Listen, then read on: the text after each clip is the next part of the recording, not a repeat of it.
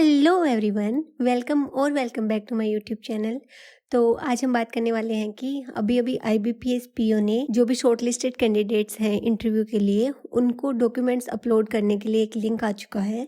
तो वो अगर कैसे अपलोड किए जाएंगे डॉक्यूमेंट्स, तो अगर आप फर्स्ट टाइम अपलोड करने वाले हैं और इंटरव्यू देने वाले हैं तो डोंट पैनिक, क्योंकि जब मेरा फर्स्ट टाइम था, इसी साल था RRB PO का, तो मैं भी बहुत पैनिक थी। और मुझे याद है मैंने ऑलमोस्ट लास्ट के 1 या 2 दिन पहले अपना फिल किया था, क्योंकि मैं ऐसे थी बस कोई गलती ना हो जाए भगवान, क्योंकि सिलेक्शन लेना है। मैं कोई भी मिस्टेक्स नहीं चाहती हूँ कि कोई भी किसी भी टाइप की मिस्टेक्स हो। और मैं सबका सर्च कर रही थी कि किसने कैसे किया है, कैसे किया जाता है। तो अगर आप भी वैसे ही पैनिक कर रहे हैं, डर रहे हैं, तो प्लीज डरो मत। अभी मैं आपके सामने ही पूरा आज मैं अपना खुद का सबमिट करने वाली हूँ, जो कि like first and last time में सबमिट होता है, एक ही बार सबमिट होता है। तो आप देख सकते हो कि मैंने कैसे कैसे किया है, और आपको एग्जैक्टली वैसे ही करना है। ये बिल्कुल डेमो नहीं है, ये ओरिजिनल वाला है कि एक ही बार फिल करना होता है। तो ये बिल्कुल ओरिजिनल है। तो आप देखो कि कैसे कैसे होता है। तो फर्स्टली मैंने क्रोम खोल रखा है। यहाँ पे हम IBPS की वेबसाइट पे जाएंगे और यहाँ पे हम ओपन करेंगे। तो इसमें जब आप नीचे जाओगे ना, थोड़ा स्क्रॉल डाउन, तो यहाँ पे आएगा link to by provisionally shortlisted candidates for interview. तो आप ये देख सकते हो कि 4 फरवरी को ही अपलोड हुआ है, पोस्ट हुआ है। तो हम इस पे क्लिक करेंगे। ओके, फिर कुछ ऐसी विंडो ओपन होगी। यहाँ पे आप देख सकते हो कि स्टार्ट 4 तारीख से हुआ है, और आपको अपलोड कर सकते हो आपके इंटरव्यू से 1 दिन पहले तक। But I would highly recommend कि एज सुन एज आप कर लो, क्योंकि फिर ना एक वो माइंड में टेंशन नहीं रहती है कि मुझे ये काम भी करना है। फिर आप अपना इंटायरली फोकस जो है वो अदर चीजों पे फोकस करोगे। For example your dress, your जो भी आपको स्टडी करनी है इंटरव्यू के रिगार्डिंग, तो उन सब पे फोकस होगा। ये एक काम कम हो जाएगा, अदरवाइज इसकी भी एक टेंशन रहती है कंटिन्यूस। तो यहाँ पे आप अपने लॉगिन पासवर्ड डालोगे और फिर आप कैप्चा डालोगे and then you will submit. फिर कुछ ऐसी विंडो ओपन होगी। तो स्टार्टिंग में एक नोटिफिकेशन सॉर्ट ऑफ उस पर लिखा हुआ था कि इस पॉपअप में भी सेम ही बात लिखी हुई है कि आपको original documents along with self attested copies लेकर आना है। और फिर ये सब डॉक्यूमेंट्स है, आप इसका स्क्रीनशॉट ले लेना। मैंने इसकी फोटो ले ली है। लास्ट ईयर टाइम भी मैंने यही किया था कि फोटो ले ली थी, क्योंकि इसके अकॉर्डिंग ही हमें डॉक्यूमेंट्स लेके जाने हैं। यहाँ पे आप देख सकते हो कि आप ही की डिटेल्स हैं कि आपका नाम होगा, आपका रोल नंबर, आपकी कैटेगरी, आपका रजिस्ट्रेशन नंबर, आपकी पोस्ट क्या है, आपका इंटरव्यू सेंटर कहाँ पे है और पैनल क्या है, फिर वेन्यू क्या है आपके इंटरव्यू का,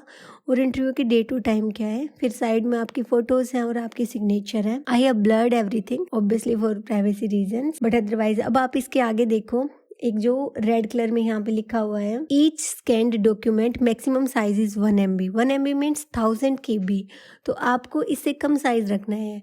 और अगर आपके किसी भी डॉक्यूमेंट का साइज इससे ज़्यादा हो रहा हो ना, तो गूगल सर्च करना कंप्रेस PDF टू 500 KB, ये लिखना। फिर आपको वो कंप्रेस करके सेम डिटो PDF दे देगा और क्वालिटी को भी खराब नहीं करेगा। It's very easy. फर्स्टली यहाँ डेट ऑफ बर्थ में मैं अपनी 10th की मार्कशीट डालूंगी। मैं आपके सामने ही डालती हूँ सब कुछ। चलो, ये मैंने IBPS PO के नाम से एक अलग ही पूरा फोल्डर बना लिया है और मैं यहाँ से अपलोड करती हूँ। तो मैंने अपनी 10th की मार्कशीट अपलोड की है सबसे पहले। उसके बाद है marksheet for each semester. Now जैसे कि अगर आपने BTech की है तो आपको 8 सेमेस्टर की अलग अलग 8 मार्कशीट मिली है, राइट। बट आपको यहाँ पे सभी अपलोड करनी है, तो आप कैसे करोगे? तो आप एक कंसोलिडेटेड मार्कशीट बनाओगे अपने 8 सेमेस्टर्स की, और फिर उसको जैसे कुछ को तो मिलती है, कुछ कॉलेजेस में ऐसा होता है कि आपको मिलती है, बट इन माय केस मुझे नहीं मिला था। देखो, ये आपको ना एक बार दिखा भी रहा है।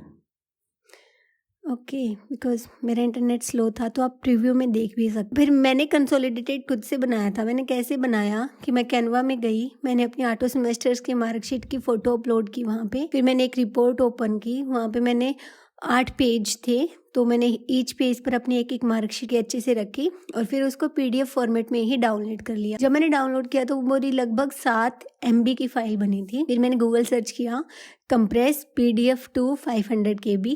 फिर मैंने अपनी उस 7 MB की फाइल को 500 KB यानी कि 500 KB में कंप्रेस किया और फिर यहाँ पे अपलोड कर दूंगी। तो सेम गोज फॉर यू, आपको भी यही प्रक्रिया अपनानी है। मैं अपने ग्रेजुएशन की देखो यहाँ पे consolidated semester marksheet for BTech वो अपलोड करूंगी। उसके बाद है कि आपको अपना कास्ट सर्टिफिकेट अपलोड करना है। तो या इन माय केस हम OBC नॉन क्रीमिलियर। अब नाउ OBC का भी ना, जैसे मैं राजस्थान से हूँ तो हमें सेंटर और स्टेट दोनों का मिलता है। तो मैंने क्या किया कि अपने सेंटर और स्टेट दोनों का ही एक ही में ही कंसोलिडेटेड किया और फिर इसको अपलोड कर दिया। तो you can do that. Now आप देख सकते हो कि दोनों में लोडिंग आ रहा है। Now next is photo identity proof such as PAN, passport. तो मैं अपना आधार कार्ड अपलोड करूँगी। Now next goes for if candidate अभी कहीं पे काम कर रहे हैं या फिर पहले कहीं पे काम किया था, तो फिर आपका जो वर्क एक्सपीरियंस है ना, वो आपको अपलोड करना है। नाउ द थिंग इज़ कि जब आपने एप्लीकेशन भरा था तब आपने इस चीज़ को फिल किया था, तो अगर आपने उस टाइम फिल किया था तो आज आप भर दीजिए, नहीं किया था तो मत भरिए।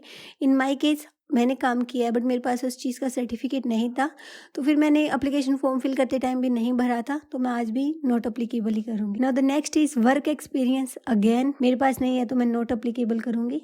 अगर आपके पास है तो आप येस अप्लीकेबल करो, फिर देखो एक विंडो ओपन हो जाएगी यहाँ पे। मैं आपको दिखा देती हूँ। इसमें अप्लीकेबल करूँगी तो चूज़ फाइल का ऑप्शन आ जाता, बट इन माई केस मेरे पास नहीं है तो मैं नॉट अप्लीकेबल। फिर नो ऑब्जेक्शन सर्टिफिकेट, मतलब अगर आप किसी एम्प्लॉयर के यहाँ पे काम कर रहे हो, उनको कोई इसका एनओसी का मतलब होता है नो ऑब्जेक्शन सर्टिफिकेट। ओके, लिखा हुआ है फुल फॉर्म, ठीक है कि उनको कोई ऑब्जेक्शन नहीं है, आप नई ऑर्गेनाइजेशन ज्वाइन कर रहे हो इस पे, तो वो एक आपका मैनेजर वहाँ पे आपको एक लेटर बना के देता है, वो आपको यहाँ पे अपलोड करना है। जो ऑलरेडी वर्किंग है वो ये चीज़ समझते हैं, उनके लिए ईजी है, बट जो वर्किंग नहीं है उनको कुछ डाउट है, तो मैं यहाँ पे क्लियर कर देती हूँ कि क्या है।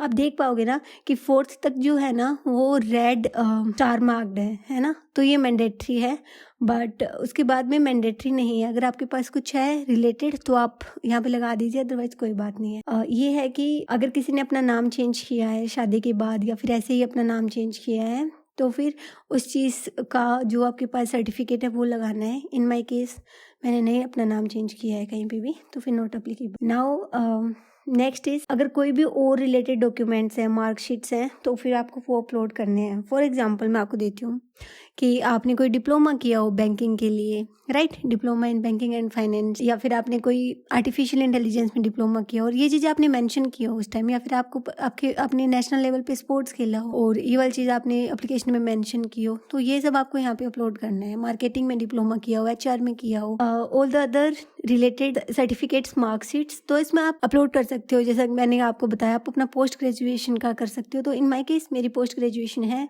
तो मैं वो अपलोड करूँगी। और देखो अगर मैं नॉट अप्लीकेबल करती ना, तो ये वाले मेरे लिए तीनों के तीनों ऑप्शन खुले हुए नहीं थे, बट जैसे ही मैंने अप्लीकेबल किया, लेट मी शो यू, तो ये ओपन हो चुके हैं मेरे लिए।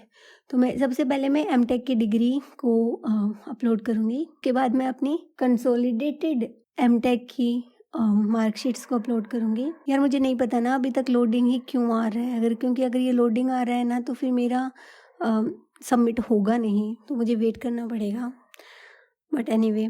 और थर्ड जो है, मेरे पास कोई और एक्स्ट्रा मैंने डिप्लोमा नहीं कर रखा है बैंकिंग में, या मैंने